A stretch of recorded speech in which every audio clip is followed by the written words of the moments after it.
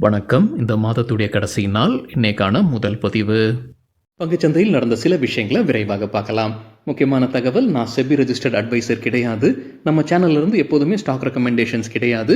YouTube channel மட்டும் இல்லைங்க, மற்ற சோஷியல் மீடியா பிளாட்ஃபார்மான இன்ஸ்டாகிராம், வாட்ஸ்அப், டெலிகிராம்ல இருந்து கூட நாம ஸ்டாக் ரெக்கமெண்டேஷன்ஸ் வழங்குவதில்லை. மேலும் பணத்தை வாங்கிட்டு எந்த சேவையும் வழங்குவது இல்லை. பல போலியான குரூப் இயங்கிட்டு இருக்கு. தயவு செய்து ஜாகிரதையாக இருங்க. இந்த வீடியோவில் காட்டக்கூடிய அனைத்து கம்பெனிகளும் வெறும் இன்ஃபர்மேஷனல் பர்பஸ்க்காக மட்டுமே முதலீடு செய்யுங்கன்னு சொல்கிற வீடியோ கிடையாது. எந்த ஒரு முதலீட்லையும் ரிஸ்க் இருக்கும். ரிஸ்க் புரியாமல் இன்வெஸ்ட் செய்யாதீங்க. ரிஸ்க் புரியலன்னா தயவு செய்து இன்வெஸ்ட்மெண்ட்டை தவிர்த்துருங்க. நம்ம ருபி டிரைவர் சேனலை ஆதரிக்கிற அனைத்து நல்ல உள்ளங்களுக்கும் நன்றி. சில இண்டிவிஜுவல் ஸ்டாக்ஸ் மற்றும் செய்திகள் விரைவாக பார்க்கலாம். நேற்று ஜனவரி 30 நிஃப்டி 0.4% அதிகமாக க்ளோஸ் ஆனது. ஃபாரின் இன்ஸ்டிடியூஷனல் இன்வெஸ்டர்ஸ் 10,500 கோடி ரூபாய்க்கு வாங்கியிருக்கிறாங்க. 15,000 கோடி ரூபாய்க்கு விற்பனை செய்திருக்கிறாங்க. நெட் செல்லர்ஸாக தொடர்றாங்க 4,500 கோடி ரூபாய்க்கு. டொமஸ்டிக் இன்ஸ்டிடியூஷனல் இன்வெஸ்டர்ஸ் கிட்டத்தட்ட 14,000 கோடி ரூபாய்க்கு வாங்கியிருக்கிறாங்க. கிட்டத்தட்ட 12,000 கோடி ரூபாய்க்கு விற்பனை செய்திருக்கிறாங்க. நெட் பையர்ஸாக தொடர்றாங்க 2,200 கோடி ரூபாய்க்கு. இன்னைக்கு ஜனவரி 31 குவார்ட்டர்லி ரிசல்ட் அறிவிக்கக்கூடிய சில கம்பெனிகளுடைய பெயர்கள்: Sun Pharma, ONGC, Nestle, Punjab National Bank, Vedanta, Marico, UPL, IndusInd Bank, LIC Housing Finance, Bandhan Bank, Aster DM Health Care, Pfizer, Jyothy Laboratories, City Union Bank, Texmaco Rail மற்றும் சுந்தரம் கிளேட்டன். இந்தியா சொந்த ஜென்ரேட்டிவ் ஏஐ மாடலை உருவாக்க போகிறதாக மத்திய அமைச்சர் சொல்லியிருக்கிறாருன்னு மணி கண்ட்ரோலில் அப்டேட் கொடுத்துருக்குறாங்க.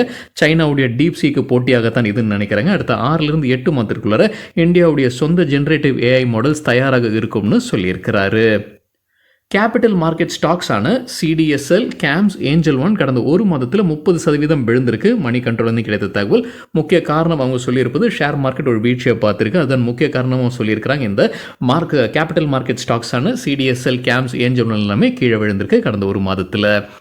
மோத்திலால் ஓஸ்வால் ஃபினான்ஷியல் சர்வீசஸ் குறித்து மணி கண்ட்ரோல்லேருந்து கிடைத்த ஒரு தகவல். செபி அபராதம் விதிச்சிருக்கிறாங்க. 7 லட்சம் ரூபாய் அபராதம் விதிச்சிருக்கிறாங்க. என்ன குற்றச்சாட்டு? சில டிஸ்க்ளோஷர்ஸை சரியான நேரத்தில் அவங்க வெளியிடலன்றதான் குற்றச்சாட்டு. ஏப்ரல் 2021 மற்றும் ஜூன் 2022 இடையே அவங்க இன்ஸ்பெக்ஷன் நடத்தியிருக்கிறாங்க செபி. அதோடைய விளைவாகத்தான் இப்போ அபராதம் விதிச்சிருக்கிறாங்க 7 லட்சம் ரூபாய். Doctor Agarwal health care IPO குறித்தான அப்டேட். நேற்று 2வது நாள் முடிவில் சப்ஸ்கிரிப்ஷன் ஒட்டு மொத்தமாக 42% ஆகியிருக்கு. ரீட்டைல் கேட்டகரி மட்டும் பார்க்கும்போது 24% ஆகியிருக்கு. அதானி போர்ட்ஸ் குவார்ட்டர்லி ரிசல்ட் அறிவிச்சிருக்கிறாங்க. எக்கனாமிக் டைம்ஸ்லேருந்து கிடைத்த டேட்டா. கன்சாலிடேட்டட் பேசிஸில் ப்ராஃபிட் ஆஃப்டர் டேக்ஸ் 2,520 கோடி ரூபாய், இயர் ஆன் இயர் 14% அதிகரிச்சிருக்கு. ரெவென்யூ 7,964 கோடி ரூபாய், இயர் ஆன் இயர் 15% அதிகரிச்சிருக்கு. Larsen and Toubro quarterly result அறிவிச்சிருக்கிறாங்க. மணி கண்ட்ரோல்லேருந்து கிடைத்த டேட்டா. நெட் ப்ராஃபிட் 3,359 கோடி ரூபாய், இயர் ஆன் இயர் 14% அதிகரிச்சிருக்கு. மணி கண்ட்ரோல் நடத்தின கருத்து கணிப்பில் எதிர்பார்த்தது 2,947 கோடி ரூபாய். வருவாய் 64,668 கோடி ரூபாய், இயர் ஆன் இயர் 17% அதிகரிச்சிருக்கு. மணி கண்ட்ரோல் எதிர்பார்த்தது 65,065 கோடி ரூபாய். ஸ்விக்கி குறித்தான அப்டேட் எக்கனாமிக் டைம்ஸ்லேருந்து கிடைத்தது. ஐபிஓ முடிஞ்சு வந்திருக்கிற ஸ்டாக் இது ஸ்விக்கி. அவங்க அந்த ப்ரீ ஐபிஓ லாக்இன் இப்போ முடிவுக்கு வருவதாக சொல்லியிருக்கிறாங்க. சில ஷேர்ஸ் 3,300 கோடி ரூபாய் மதிப்பிற்கான ஷேர்ஸுடைய லாக்இன் பீரியட் அடுத்த ஒரு மாதத்தில் பேட்சாக அந்த லாக்இன் பீரியட் முடிவுக்கு வருதுன்னு சொல்லியிருக்கிறாங்க எக்கனாமிக் டைம்ஸ் செய்தியில்.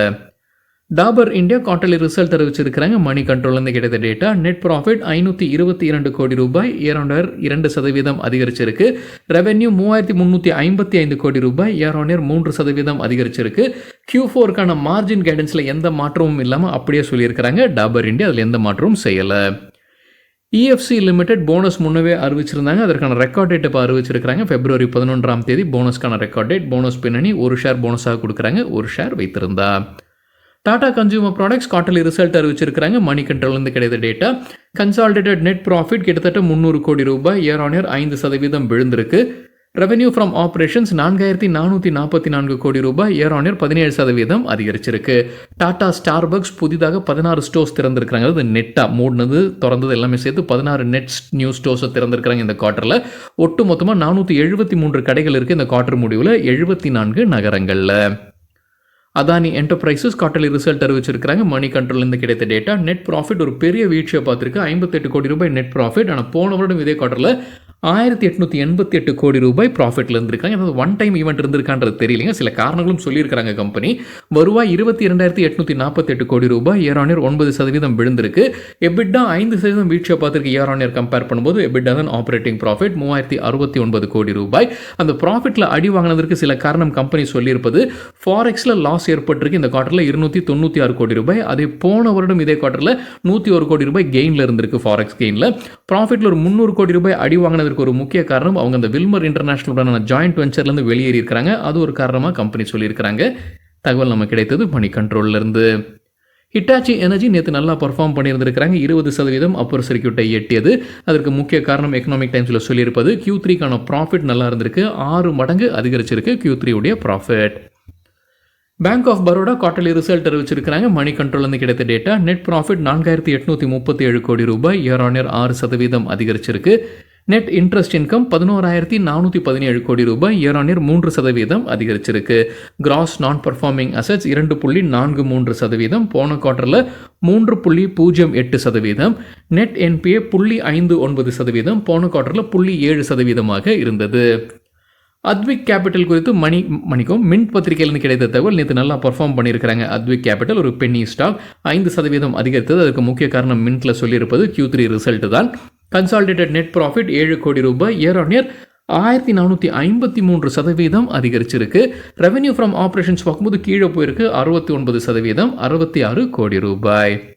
சோலார் இண்டஸ்ட்ரீஸ் கிட்ட ஸ்டாக் எக்ஸ்சேஞ்ச் விளக்கம் கேட்டிருக்காங்க. நேற்று நல்லா பர்ஃபார்ம் பண்ணியிருந்தாங்க சோலார் இண்டஸ்ட்ரீஸ். இந்த செய்தி நாமளும் நேற்று பார்த்துருந்தோங்க. அரசு சில கான்ட்ராக்ட்ஸ்க்கு ஒப்புதல் வழங்கி இருக்கிறாங்க, 10,000 கோடி ரூபாய்க்கான கான்ட்ராக்ட்ஸ். அதில் சோலார் இண்டஸ்ட்ரீஸ் பயன்பெறும் அப்படின்ற மாதிரி நம்ம செய்தி பார்த்துருந்தோம். அது குறித்து தான் விளக்கம் கேட்டிருக்கிறாங்க ஸ்டாக் எக்ஸ்சேஞ்ச் கம்பெனி கிட்ட. எல்டிஐ மைண்ட்ரி தரப்பு ஒரு அப்டேட் இருக்கு. எஃப்எல்எஸ் மைனிங் நிறுவனத்துக்கிட்ட இருந்து அவங்களுக்கு ஒரு கான்ட்ராக்ட் கிடைச்சிருக்கு. அதோடைய மதிப்போ காலளவோ கம்பெனி வெளியிடல. டாக்டர் லால் பாத்லாப்ஸ் டிவிடெண்ட் அறிவிச்சிருக்காங்க. ஒரு ஷேருக்கு 6 ரூபாய். அதற்கான record date February 5. Dodla Dairy quarterly result அறிவிச்சிருக்காங்க. கன்சாலிடேட்டட் பேசிஸில் வருவாய் 9,012 மில்லியன் ரூபாய், இயர் ஆன் இயர் 21% அதிகரிச்சிருக்கு. ப்ராஃபிட் ஆஃப்டர் டாக்ஸ் 636 மில்லியன் ரூபாய், இயர் ஆன் இயர் 54% அதிகரிச்சிருக்கு. கிரானியூல்ஸ் இந்தியா தரப்பு ஒரு அப்டேட் இருக்கு. கம்பெனியுடைய சப்சிடரி நிறுவனம் தான் கிரானியூல்ஸ் ஃபார்மாசியூட்டிகல்ஸ். அவங்களுடைய ஒரு மருந்துக்கு United States Food and Drug Administration ஒப்புதல் வழங்கி இருக்கிறாங்க. ADHD சிகிச்சைக்கு பயன்படுத்தக்கூடிய மருந்துன்னு சொல்லியிருக்கிறாங்க. ADHD அட்டென்ஷன் டெஃபிசிட் ஹைப்பர் ஆக்டிவிட்டி டிஸார்டர். அஜ்மேரா ரியாலிட்டி தரப்பு ஒரு அப்டேட் இருக்கு. மும்பையில் ஒரு நிலம் வாங்கியிருக்கிறாங்க, ப்ராஜெக்ட் அமைக்க இருக்கிறாங்க. 51 கோடி ரூபாய் செலவு செய்து நிலம் வாங்கியிருக்கிறாங்க. இந்த ப்ராஜெக்ட் வழியாக 175 கோடி ரூபாய் வருவாய் கிடைப்பதற்கான வாய்ப்பு இருக்குன்னு சொல்லியிருக்கிறாங்க Ajmera Realty. JSPL quarterly result அறிவிச்சிருக்கிறாங்க. மணி கண்ட்ரோல்லேருந்து கிடைத்த டேட்டா, வருவாய் 11,750 கோடி ரூபாய், இயர் ஆன் இயர் ஃபிளாட்டாக இருந்திருக்கு. ப்ராஃபிட் ஆஃப்டர் டாக்ஸ் 951 கோடி ரூபாய், இயர் ஆன் இயர் 51% விழுந்திருக்கு. JSPL உடைய நெட் டெப்ட் 13,551 கோடி ரூபாய் இந்த குவார்ட்டர் முடிவில். போன குவார்ட்டர் முடிவில் 12,464 கோடி ரூபாய் நெட் டெப்ட் அதிகரிச்சிருக்கு. பூர்வாங்கரா பூனேல அவங்களுடைய புது ரெசிடென்ஷியல் ப்ராஜெக்ட் அமைக்க இருக்கிறாங்க. கல்யாண் ஜுவல்லர்ஸ் குவார்ட்டர்லி ரிசல்ட் அறிவிச்சிருக்கிறாங்க. மணி கண்ட்ரோல்லேருந்து கிடைத்த டேட்டா, நெட் ப்ராஃபிட் 218 கோடி ரூபாய், இயர் ஆன் இயர் 21% அதிகரிச்சிருக்கு. ரெவென்யூ 7,286 கோடி ரூபாய், இயர் ஆன் இயர் 40% அதிகரிச்சிருக்கு. ஸ்பைஸ்ஜெட் உடைய கிரெடிட் ரேட்டிங்கை கேர் எட்ஜ் ரேட்டிங்ஸ் அப்கிரேட் பண்ணியிருக்கிறாங்க BB- ஆக. கடந்த 3 மாதத்தில் இது 2வது அப்கிரேட். நவம்பர் மாதத்தில் Acuite Ratings and Research B+ ஆக உயர்த்தியிருந்தாங்க. Dலேருந்து B+ ஆக உயர்த்தியிருந்தாங்க ஸ்பைஸ்ஜெட் உடைய ரேட்டிங்கை. Reliance Consumer Products sports beverage பிஸ்னஸில் இறங்குறாங்க. ஒரு ப்ராடக்ட்டை அறிமுகம் செய்ய இருக்கிறாங்க. எக்கனாமிக் டைம்ஸில் அப்டேட் கொடுத்துருக்காங்க.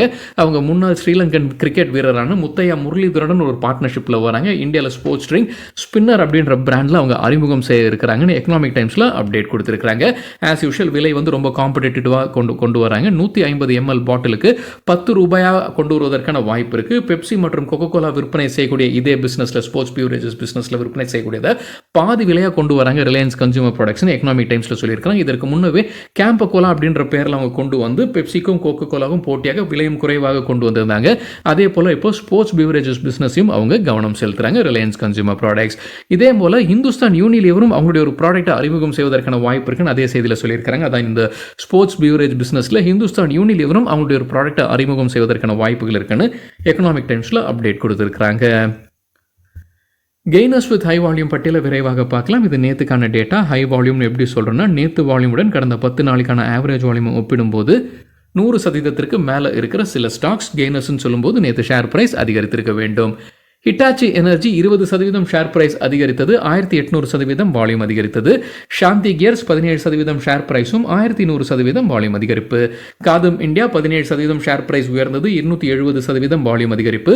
Blue Jet Health 10% share price, 100% volume. Lokesh Machines 8% share பிரைஸும் 170% வால்யூம் அதிகரிப்பு. லாரஸ் லேப்ஸ் 8% ஷேர் பிரைஸ் உயர்ந்தது, 865% வால்யூம் அதிகரித்தது. Strides Pharma 8% share price, 940% volume. Gabriel India 8% share price அதிகரித்தது, 320% வால்யூம் அதிகரித்தது. ஜேபிஎம் ஆட்டோ 8% ஷேர் பிரைஸும் 1333% வால்யூம் அதிகரிப்பு. லூசர்ஸ் வித் ஹை வால்யூம் பட்டியலில் வோல்டாஸ் 13% வீழ்ச்சி, 320% வால்யூம் அதிகரிப்பு. தீபக் ஃபர்டிலைசர்ஸ் 13% சரிந்தது, 291% வால்யூம் அதிகரித்தது. ஆசாயி சாங்வான் 10% வீழ்ச்சி, 177% வால்யூம் அதிகரித்தது. கேம்ஸ் 8% விழுந்தது, 330% அதிகரித்தது வால்யூம். சியாராம் சில்க் 7% வீழ்ச்சி, 378% வால்யூம். டாடா மோட்டார்ஸ் 7% விழுந்தது, ரிசல்ட் ரியாக்ஷனாக இருக்கலாம், 400% வால்யூம் அதிகரித்தது. ஏபிபி இந்தியா 6% வீழ்ச்சி, 295% வால்யூம் அதிகரிப்பு. ஜேகே பேப்பர் 6% சரிந்தது, 170% வால்யூம் அதிகரித்தது. சரிங்க, இதுதான் சில விஷயங்கள் என்னுடைய பார்வைக்கு எட்டியது. நன்றி, வணக்கம்.